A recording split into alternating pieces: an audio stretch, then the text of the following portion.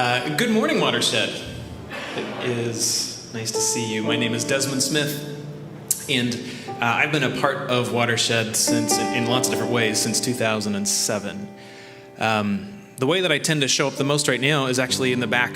I help support the tech team, the production team that makes Sunday mornings happen. And I wanted to take an aside this morning and just call them out, shout out to the people in the back this morning. We've had, please go ahead.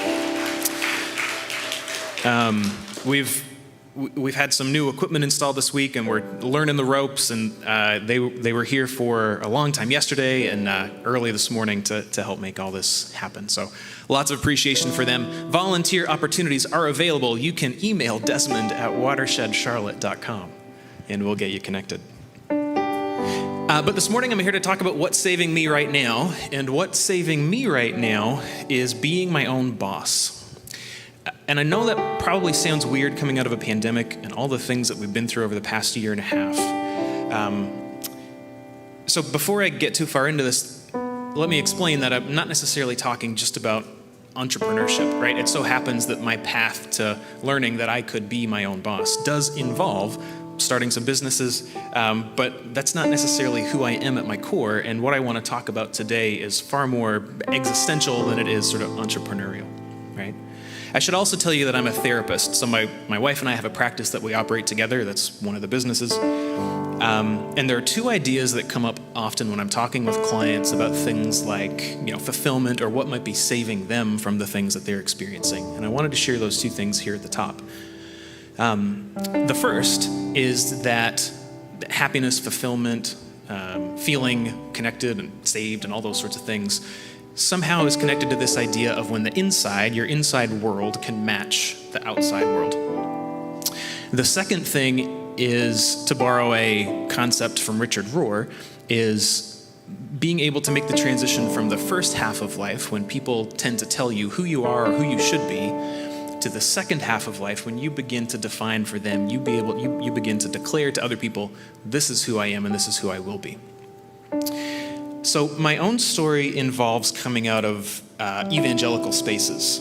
We had deeply held beliefs about, what God's will was, and that part of my job was to find myself in that will, to figure out what that was, and to make sure that I did everything I could to be in that will. Those were the things that I should be pursuing, right? Not my own dreams or my own passions or desires. In fact, I remember one pastor when I first started my undergrad who said, you're not here to go to school, right? You're here to figure out what God wants you to do. And while I get the idea behind it, the lesson that I took from it, that my life is not my own, is a lesson that I would need saving from. So I'm not here to dump on any of these old faith communities or anything like that. They're full of amazing and well-meaning people.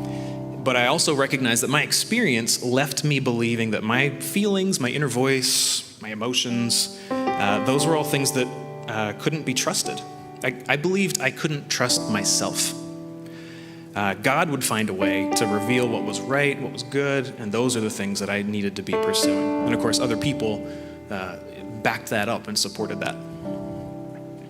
So I'll skip most of the details here in order to get to the good stuff, but suffice it to say that these beliefs were the main reasons why I put my own dreams and my own desires to the side when this out of the blue job offer came that saw me move from my family and everything that I knew in Canada here to North Carolina. And even though it wasn't necessarily something that I was pursuing, I believed that this was God laying something in my lap, and something that I should do regardless of what I wanted, because what I wanted ultimately didn't feel important. And within a few years, I felt depleted, and I felt empty, and I felt in a lot of ways misled. So it was my first therapist, actually, who helped me open my eyes to these beliefs that I had been carrying around, and how that meant that the life that I was living was really passive and therefore kind of unfulfilling. I had a lot of external bosses, right? But I wasn't in charge of my own life. And thankfully, I began to see that I had been created with a spirit that was good and that was trustworthy. Being my own boss is way more than running a company, right? It is recognizing that my desires and my dreams and my passions are good in and of themselves. It's about the freedom and the motivation to actively make my inner world and my outer world match as closely as they can. And taking the risks to leave a salaried job with good benefits and to pursue starting my own business is really symbolic for me of a similarly risky but ultimately life-giving process that was happening inside. So it's about making this transition from trying to be what other people wanted me to be in this first half of my life to living as the person that I truly believed I was in the second half.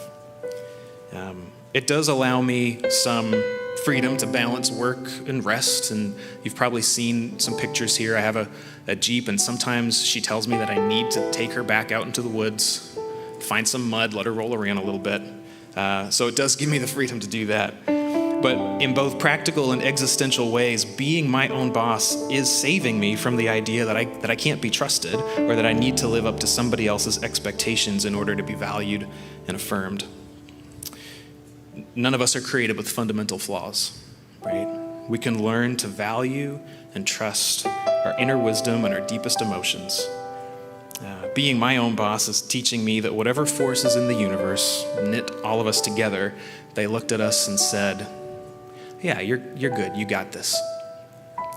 So please take a moment now and reflect on how the divine might be showing up in your own life, helping you see yourself or the world around you with more clarity, with more compassion.